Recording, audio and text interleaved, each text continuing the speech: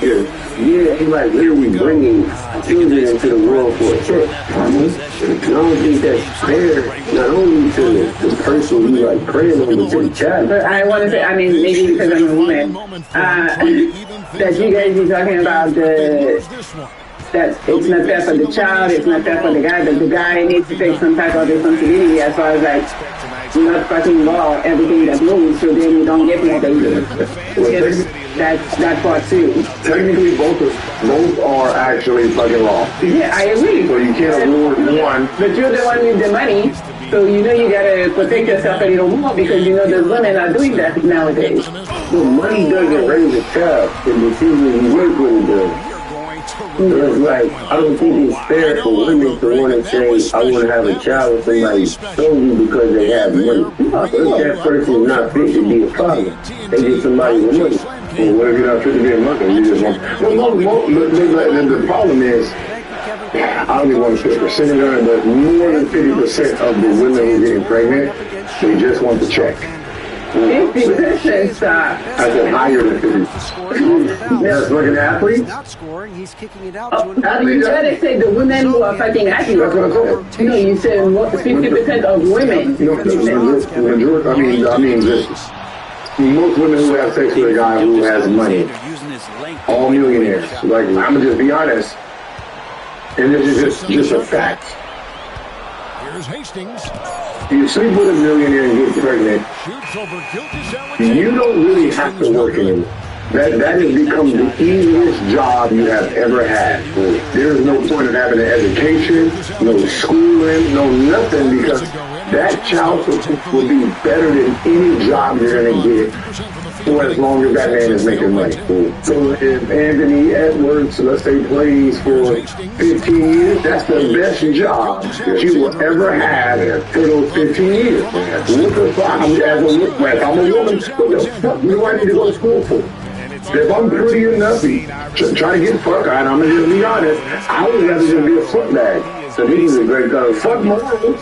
Hey, I got 10 NBA players right there. I'm going to fuck all 10. I'm going to fuck all 10 because at the end of the day, if I get pregnant by one, I'm set for at least 10 years. You know what he's saying though? In so many ways what he's saying is take advantage of your pretty privilege. And because that's what it is in the reality. A lot of women have a privilege in being free. I just talked to Jordan about this the other day. I was like, a lot of women are able to get away with things that other women can't due to their appearance.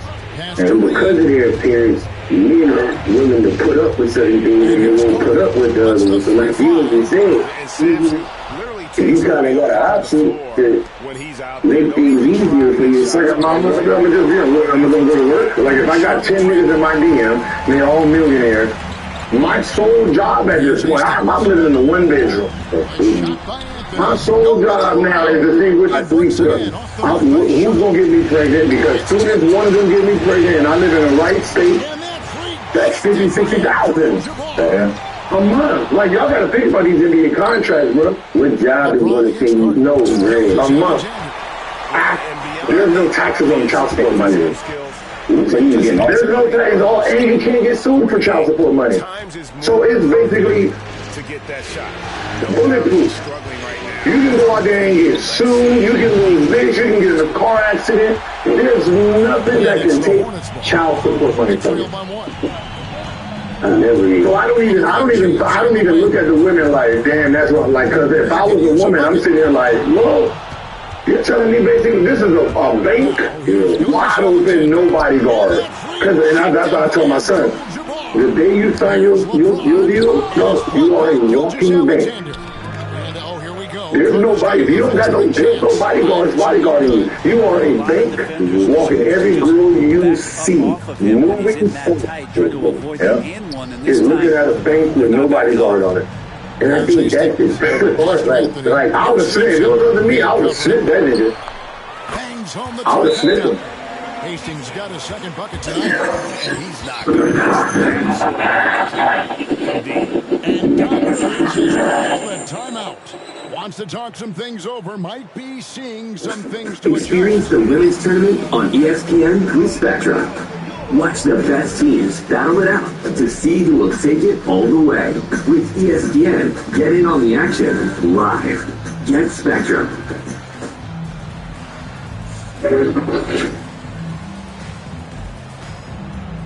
Okay, so this next conversation, we talked about it before. Make sure you actually weren't here that one episode, so it's circling back up again. Want to get you guys' thoughts. So reports, alleged reports, gotta make that clear, are saying Anthony Edwards paid one. Come on with the favorite sports song here. Don't forget to hit that subscribe button to join the fastest growing community on YouTube. Remember, Nightcap doesn't happen without you. So please subscribe or you're going to make Ocho. Ocho Aisha Howard has addressed the rumor alleging Anthony Edwards requested to pay 18 years of child support up front amid their court battle. She said, where do these lies be coming from? You ever heard a rumor about yourself and actually wanted to hear more? Like, no way. What else is that? There are no court documents, motions, or proceedings that have occurred. Nor have I been offered or agreed to such terms. Would it actually be smart just to pay the whole 18 years, one payment of only $1.8 million? Yes. Yeah, I mean, this is, I wouldn't, it's tough, Ojo, it's tough. It's tough. It's tough because, and I'm just speculating. I don't know. I don't know Ant-Man like that. Have I met him before? Yes. And Anthony's got the ball here for Charlotte. It came out on top it's of the tough because on Wednesday. He's young. It's reported that he didn't want the kid. Now he's forced to, want to be with the kid. So I just think the thing is, I would say this: take some time, cool down. yeah, so You're upset right now because you didn't want to be with her. You were just having a good time. Yes, sir. And sometimes when you're late, you gotta pay. Yeah. And that's the only advice I would give him. I said, son, that child didn't have to come. Carmelo Anthony on the way. He did. Curry gets the assist. It was two back and forth. I mean, if the practice long enough, you're going to get good at it. You can tell they really want to increase this lead. They can't keep letting them take it from them. Offensive rebound. He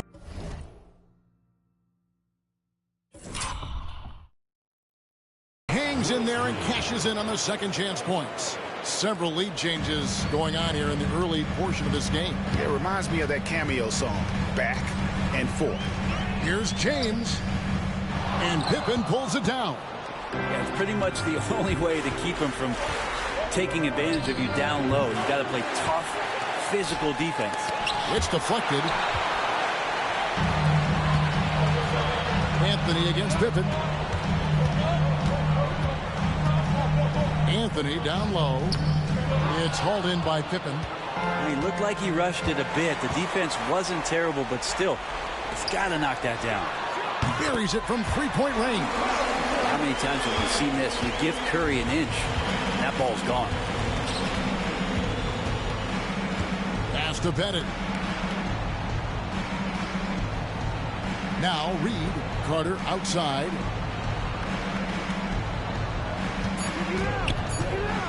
Here's Pettit.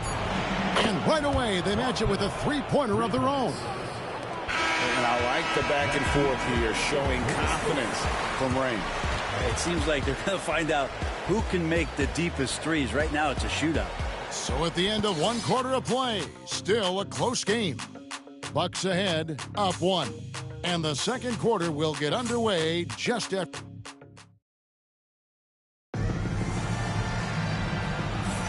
And we welcome you back to Game 4 on 2K Sports. And look what we've seen from Milwaukee. What do you think, guys? Just cashing in on second chance opportunities. That's how they built this early lead. Working the offensive glass that sometimes comes from predictable shots from your offense, and they've been opportunistic here. So with Jefferson on the bench, here's the five for Doc Rivers right now. Pippen is out there with Kemp. Then there's Davis. Then there's Shea Gilgeous-Alexander. And it's Wembanyama in at the 5 spot. An impressive athlete. I like seeing Thompson take it inside and drop the hammer. The Bucks trail.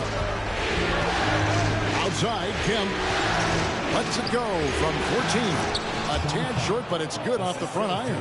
It has been nip and tuck through the first half. Exactly, guys. The way it's seesawed back and forth, unbelievable.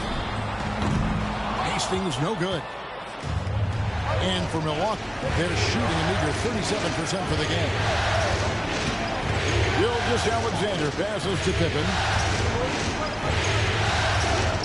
To the paint. And it's Davis with the jam. Oh, an aggressive move and fantastic finish. Trying to send a message with that slam, I think. And Stephen Curry with the foul. That is his first foul of the game. Yeah, way to get there first and be willing to absorb the contact. Edwards has come in for Charlotte. And Milwaukee also making a switch. Stoudemire's checked in for Victor Wembanyama. Just over a minute gone here in the second quarter. Greg, their offensive approach has been rock solid here. And they're finding the weak spots in the D and attacking. Hornets trail by 3.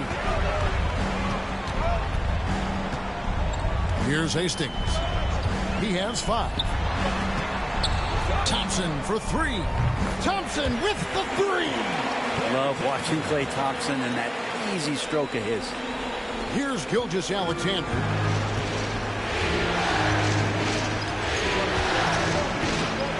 To the right wing. Here's Stoudemire. And that one off the back of the rim and in. And the Bucks lead by 2. Such a critical part of how their offense is going to flow. Things are only working when he seems to be on the floor. Edwards shooting result. And Doc Rivers has called a timeout. This will give him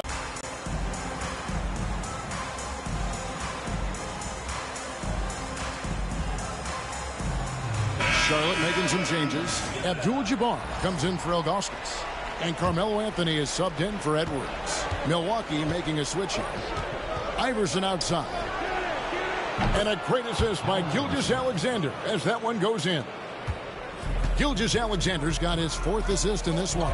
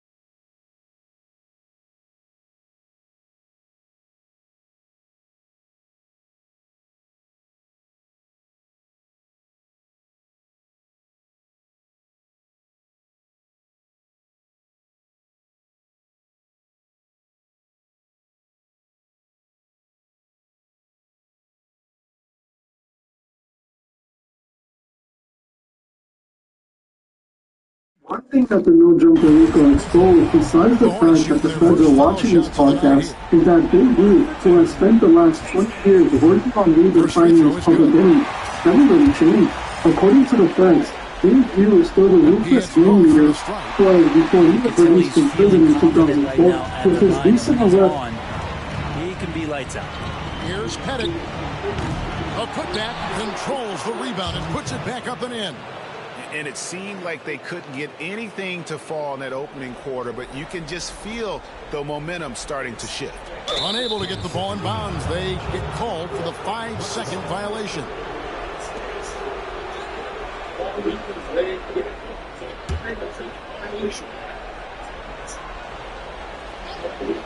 Here's Iverson. 6 points for him, and a miss there off the inbound. His shooting has been a little bit below par. You think about what this lead would look like if he was on. And there's the 8-second call as they can't get the cross half court in time. And that's sort of a picture of what not to do on those last two possessions. They're being way too loose with the ball. The Bucks have gone 5 of 8 from the floor here in the second quarter. Over 60% shooting. Pettit, and he dumps it down. Tremendous work by Pettit on the boards. They're going to turn over. They couldn't get it in bounds that time. And the Bucks making a change here. Carter's checked in.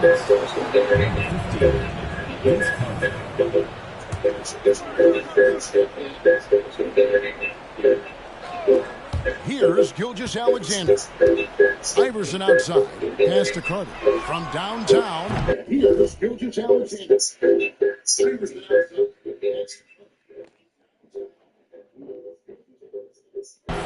rebounded by Charlotte. Abdul-Jabbar's got 6 rebounds now in the game. Here's Hastings. And it's sent back by Carter. And it's out of bounds. The Hornets able to retain possession here. And we got to take a second look to admire that outstanding block. Well, they can't get this far by giving up easy ones. And now the defense is in overdrive.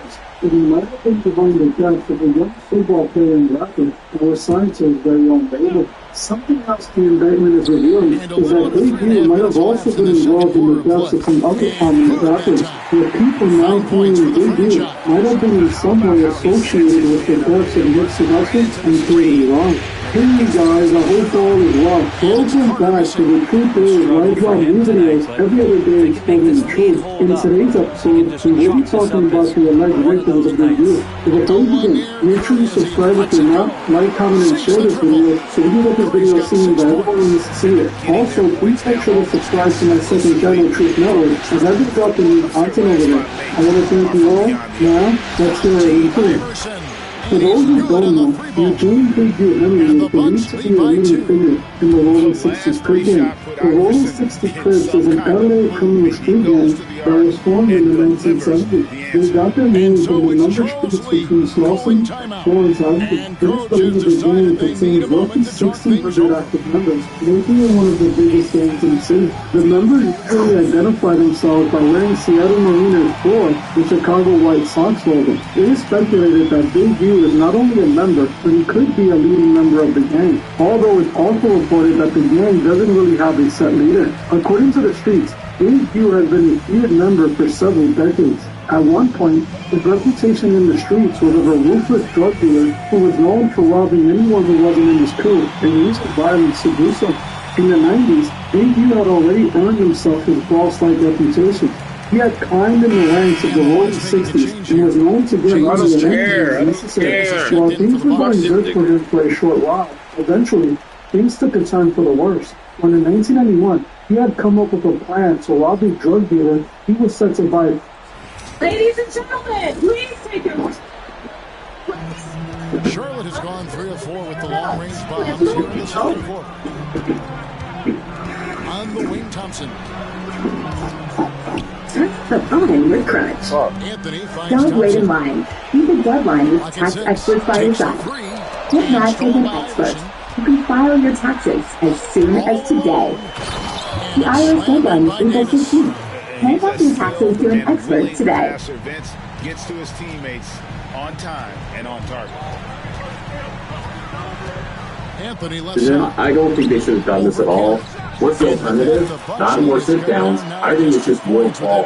Just do more backstage beat-down stuff. Have Sidney throw Charlotte into a car, or just try to hit Charlotte in the chairs in the back. Just some very basic little one-ball stuff that is not very compelling, but these segments don't work. We've had multiple of them. And the whole team, the build has not been great. I think Charlotte's position as the heel, Charlotte is like, she's really built as a heel, but they brought her out from the Royal Rumble, not as a heel, then they pivot her, and they really kind of make Tiffany the babyface, and I don't see it. Yes, she's over with the crowd, people love Tiffany times. I've seen her live a couple of times. Great reactions. They like her as a babyface, so it does kind of work, but with this situation with Charlotte, not good fit. Some people just don't have good chemistry. It's really obvious on TV that this is not working. This is one of those things I just want to deal with. Anyways, what did you guys think? Let me know in the comments about this piece specifically. The other big piece was going to be Kevin Owens. Now, this was revealed just the other day. I talked about it in the video of like, okay, Kevin Owens is probably gone. He confirmed he needs neck surgery, so his match with Randy Orton is confirmed is not happening. This was rough. You had Nick Aldis introducing it, bringing out Kevin Owens. He kind of didn't stay too long, and it's like he needs neck surgery, and that this stuff happens, and it's happening to him.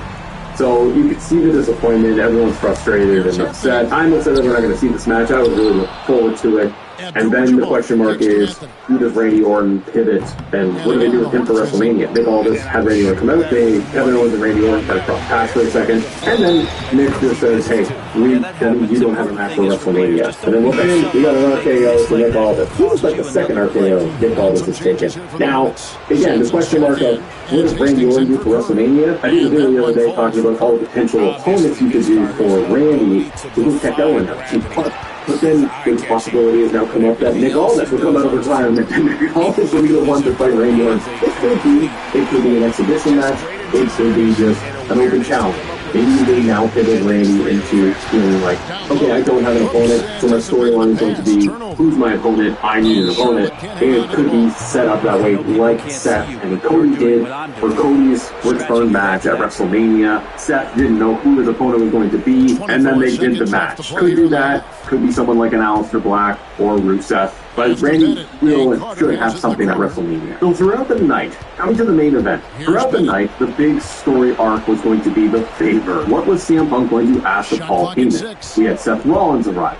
We had the opening of Punk and Heyman in the ring, and Punk not revealing it until Roman was going to show up. You had Seth Rollins show up, and I like Seth in all of this. We'll talk about Seth in a minute, but I like Seth's interaction with Paul Heyman here. And then eventually, at the very end, we had the main event, and you had Roman Reigns coming out, and you had Seth Rollins interrupt Roman Reigns. Eventually, we did find out that CM has declared that Paul Heyman is going to be in his corner at WrestleMania. I like how Roman shut this off, like, that's it, that's all you wanted. And then looking at Paul Heyman doing such a great job of just playing it up and crying and realizing and showing Roman, like, I'm sorry, I have to do this. Like, this was part of our deal with Punk, that I would return this favor years and years ago. So I really like that whole dynamic that they pulled off. I do like Roman's lines of just like, wipe your tears, don't know. Like, Roman's such a kind of a bully in the relationship with Paul Heyman. He's like, I brought you here, I brought you up to relevancy. Meanwhile, Seth Rollins in the background just losing his mind laughing because he realized what's going on, and these guys, everything's crumbling for them. So WrestleMania, it is going to be CM Punk, Paul Heyman in his corner versus Seth Rollins versus Roman Reigns. Roman Reigns having to go out by himself. What did you think about doing the reveal this way? I know I did a video talking very in depth about all the possible options of what CM Punk could be doing with this. This was one of the most obvious ones they could do,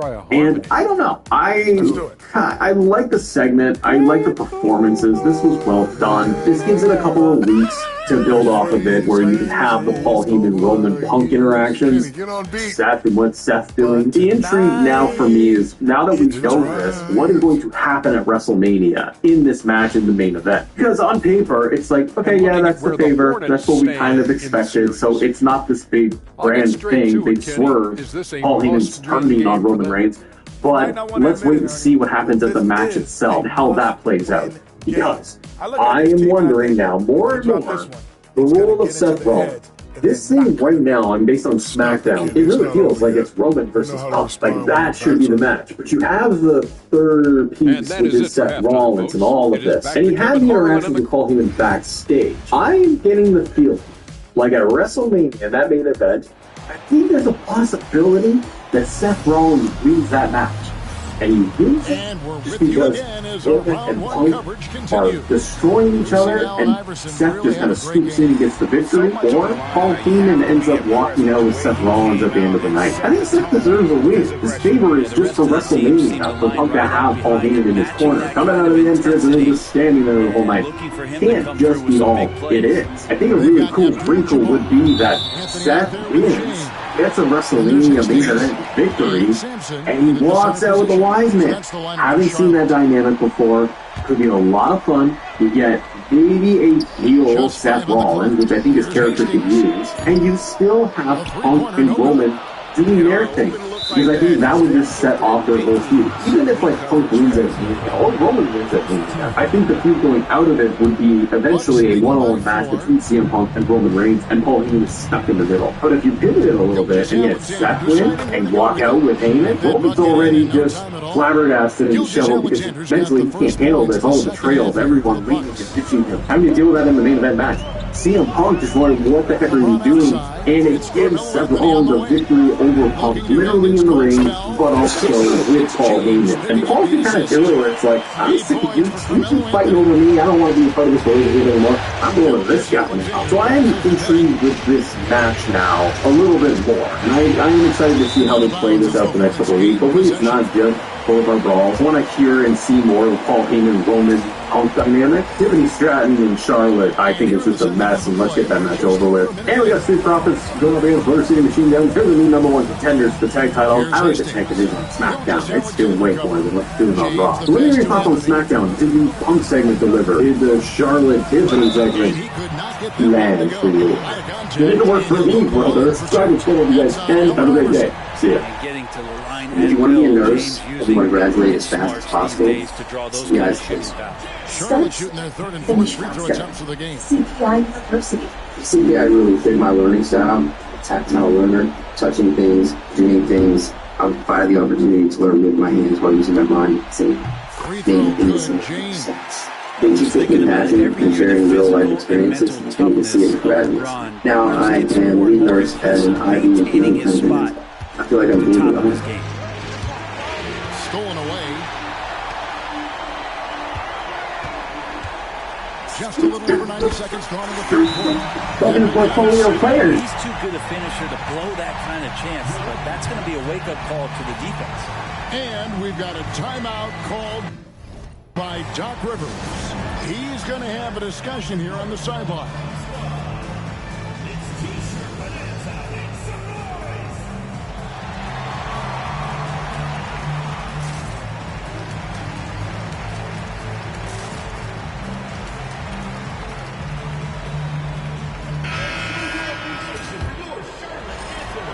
And Gilgeous Alexander's got the ball here for Milwaukee. They lead by 1. Abdul-Jabbar grabs the miss. Abdul-Jabbar's got rebound number 11 for him here tonight. Hastings, the pass to LeBron. Oh, LeBron's just too strong inside. The assist totals, Kevin, just continue to grow. They're way ahead in that category. Ball movement has been flawless. Pass to Bennett. Pulls up. High post. No good on that one. Charlotte has gone 6 of 11 when they're taking the three-point shot tonight. Very respectable. Reed against James. That one doesn't drop. Some solid defense from Reed. Iverson kicks to Carter. Good. And it's Iverson who picks up the assist. Carter's got 8 points. Man, he just sees everything on the floor. Nice vision from Iverson to find the open man.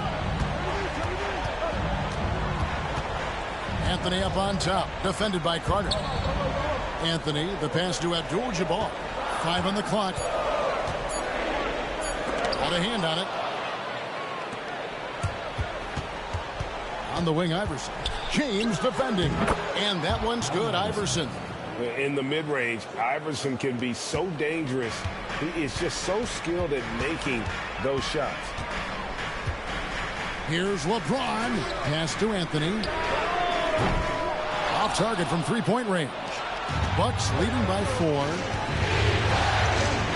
The shot by Carter. Nobody around. Here's Reed. Banked in off the glass. Reed's got his second basket of the game. And it's about the want to. That's what Reed gives you. He can be the heart, the soul, and the backbone of your team. Here's Hastings. Kicks it out to LeBron. Here's Sampson. Reed covering. Hastings, the pass to Abdul-Jabbar. To end the run. Hastings, no good. Not a way to get out of a funk. He needs to be looking for good, solid, more efficient shots. Not the wild one he took there. And that's an example of playing big, adapting to the situation. Tip of the cap there. I mean, that defense was good. The finish was better. Curry's checked in for Abdul-Jabbar. And Milwaukee also making a switch. Davis is checked in for Iverson. And timeout is called by Charles Lee. He wants to check in with his team and regroup. Here's Curry. He has 6.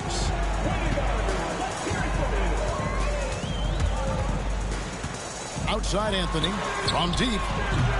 The offensive rebound. The kick out to LeBron. Here's Sampson. They shoot again. Here's James. And foul on the shot, so he'll get a chance at the line. How about LeBron's patience there? The defender biting on the pump fake. Hard to stay down. It's LeBron James. And what's your take, guys, on the hustle sticks for the Bucks? They've been running away from the defense all game. I mean, loads of points here off the fast break, and the opposition just hasn't been able to adjust to that aggressive play style. And there's been another bonus to what's happened with them tonight, and that's the offensive rebounding. They're boxing out. They're getting up extra shots. That could be a difference maker in the result.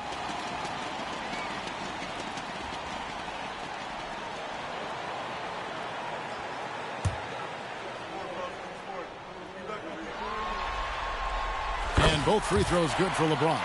It felt like he was a little hesitant in the first half, but really he's amping himself up here and battering around to get himself to the free throw line. And it's slammed in by Davis. And the advantage they have starting to increase. Things are coming together for them at a really opportune time. Coaches always talk about the first 5 minutes of the third quarter. They have definitely increased their energy level here.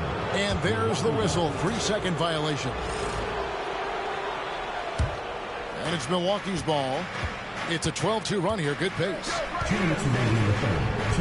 To the inside. Here's Reed. Solid play in the low block, and that one's good. And it's an 11-point Bucks lead. Unwilling to let up even for a moment. That's his killer instinct, just fanning the flame. Yeah, he's the guy that you want to go to right now, trying to put this one away. Curry dishes to Anthony. Sampson kicks to James. Charlotte no good that time either. And that's the battle they haven't been winning today. Their work on the glass has been porous, and that's got to change. Carter outside. Pass to Gilgeous-Alexander. Puts up a 3. Hornets with the rebound. Sampson's got rebound number 5 here tonight. 2 free throws coming up, and they call the shooting foul. And you know what? You allow a guy to get right to the rim like that. That's your only option. The Bucks have shot a good percentage from the free throw line so far. They've made 5 out of 6. Both teams will make substitutions. And both free throws good for Davis. Hornets trail by 13. 59 seconds left in the third quarter. Looking to get back on track here. Kemp with the rebound. Hate to say it, but if they're still trailing at the final buzzer, a lot of this is going to be felt by him. His shooting tonight has just been atrocious. And slam dunk by Kemp. Yeah, once he gets to the rim, it's lights out. Kemp, just too much power and explosiveness. Fades and shoots. The shot's good from Hastings. Hastings got 11. And here's Gilgeous-Alexander. He'll bring it up for Milwaukee. And the dunk by Gilgeous-Alexander. How about the vertical of Gilgeous-Alexander, a guard who can get up and throw it down. Here's Hastings. Kemp defending, and the shot is good. And it's 13 points for the franchise. Outside, Gilgeous-Alexander. It's Pippen on the wing. Here's Wembanyama. And so it's Milwaukee looking at a 13-point lead heading into the next quarter. Their transition game has been in full effect. We've got more in store for you right after this.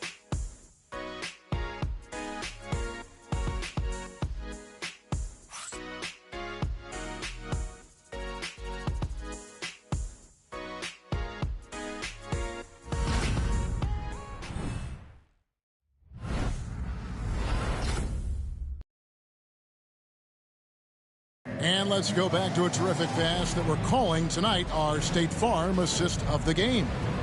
And he sliced the D wide open with this feed. They had no chance to prevent that basket. That's what great passing will do for you right there, dissecting the defense with that play.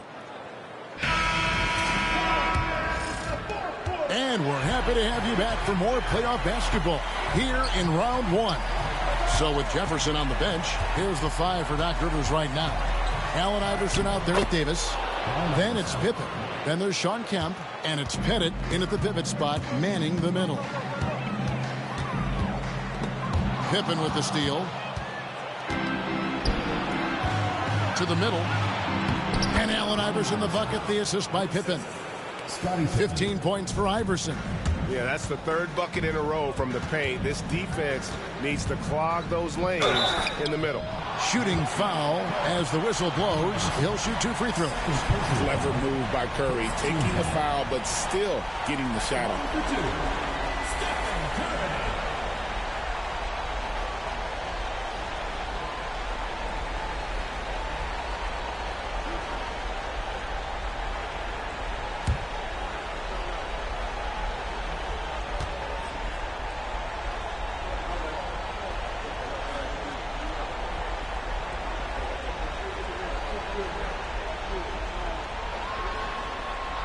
That free throw, no good.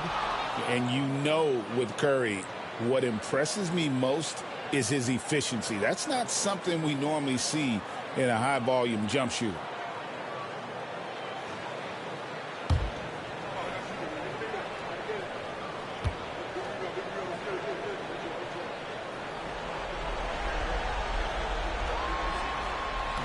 Good on the second free throw. And they came out of the locker room after halftime with a much more physical approach than what we saw in that first half. And there's the call on Curry. And that'll be his 3rd foul so far.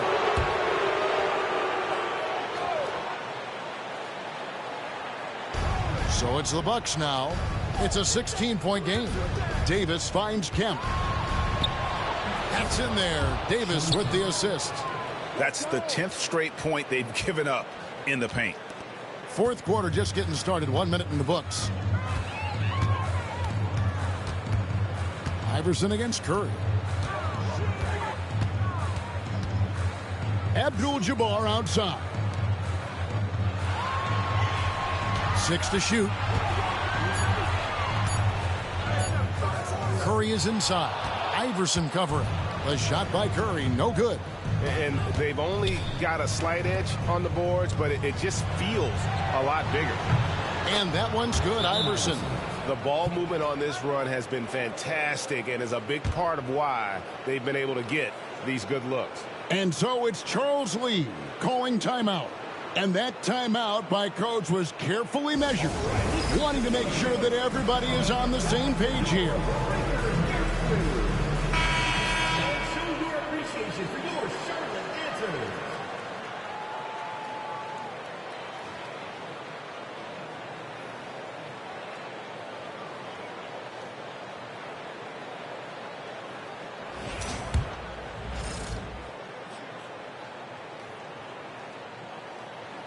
That'll be a 5-second call. And to make that mistake at this time is tough to come back from. Well, not making things easier on themselves right now. That's